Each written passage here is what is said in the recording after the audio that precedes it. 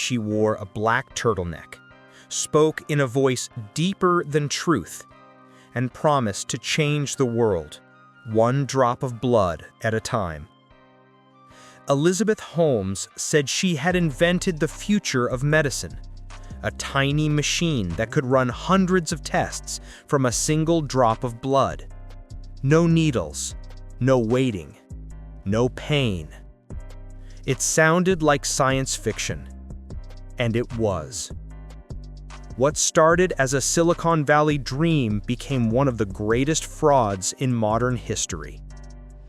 This is the story of Theranos, the billion-dollar company built on belief, silence, and lies.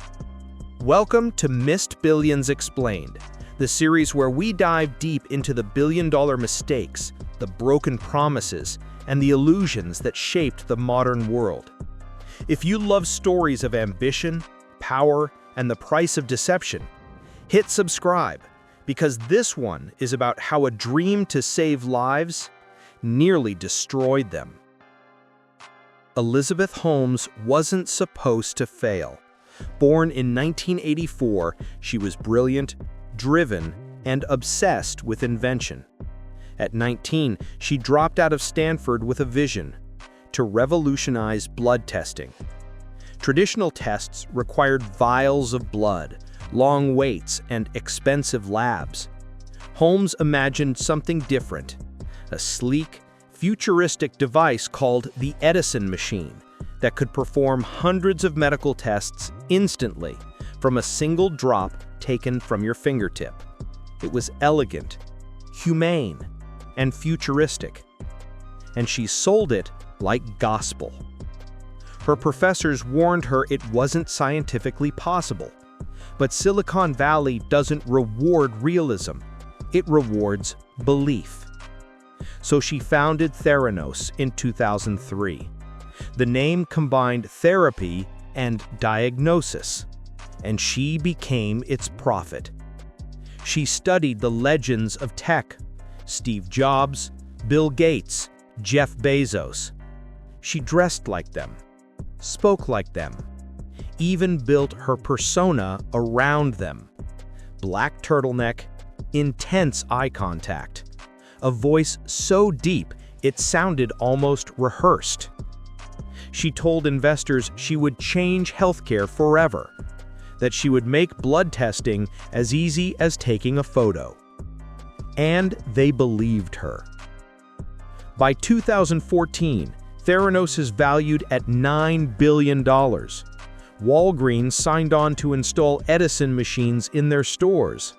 The U.S. military explored partnerships. And Holmes graced the covers of Forbes, Fortune, and Time magazine. She was called the next Steve Jobs. And yet, almost no one had seen the machine actually work. Inside Theranos' headquarters, the truth was far from the glossy image. Employees were forbidden from discussing projects with one another. Security guards monitored every hallway. Data was tightly controlled. The Edison machines, those sleek, futuristic boxes, barely functioned. Tests were unreliable. Results fluctuated wildly. And sometimes, blood samples had to be diluted or secretly run on third-party machines from Siemens. Holmes demanded silence. Dissent was betrayal. Anyone who questioned her was fired or isolated. But Silicon Valley runs on momentum, and as long as Theranos looked successful, it was successful. Holmes raised hundreds of millions from billionaires like Rupert Murdoch, the Walton family, and Larry Ellison. She built a board filled with political power: Henry Kissinger, George Shultz, James Mattis, none of them scientists. It was theater, and Elizabeth was the star. Theranos didn't just sell a product, it sold faith. Investors, employees, even patients believed they were part of something historic. Holmes said her technology would save soldiers in combat zones, detect cancer early, and make healthcare affordable for all. But inside the labs, the pressure was unbearable. Tests failed, deadlines were impossible, and data was being manipulated to look perfect. Fake it till you make it had become a religion.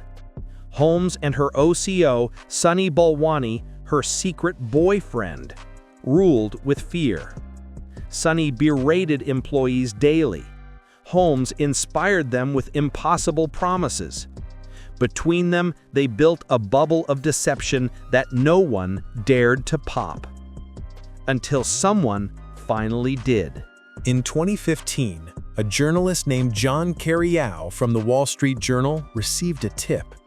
A former employee claimed the Edison machines didn't work, that the entire company was built on lies. Carreyrou began digging. He interviewed whistleblowers in secret. He pieced together a story that sounded unbelievable, that one of Silicon Valley's most admired startups was a complete fraud. Theranos tried to stop him. Holmes sent lawyers, threats, and spies after him. But truth has a way of bleeding through. When the Wall Street Journal finally published the exposé, Theranos collapsed almost overnight. Walgreens canceled their partnership. Regulators shut down the labs. The company that promised to save lives was now being investigated for endangering them. The fall of Theranos was cinematic. Holmes went from the next Steve Jobs to the face of corporate fraud in a matter of weeks. The FDA, SEC, and federal prosecutors all launched investigations. The Edison machines were pulled from use. The labs were closed. Hundreds lost their jobs. In 2018, Holmes and Balwani were charged with multiple counts of wire fraud and conspiracy. During the trial, prosecutors revealed that Theranos had run only a handful of tests successfully. Everything else, from patient reports to investor data, was fabricated or altered. When the verdict came, Elizabeth Holmes was found guilty. She was sentenced to over a decade in federal prison. A billionaire on paper, now a cautionary tale in reality.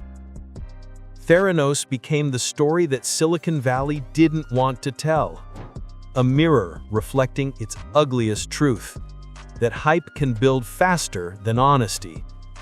The startup culture that rewarded vision over verification had finally met its consequence. Holmes wasn't just a fraud, she was the ultimate product of her environment, a world where investors fund charisma instead of science.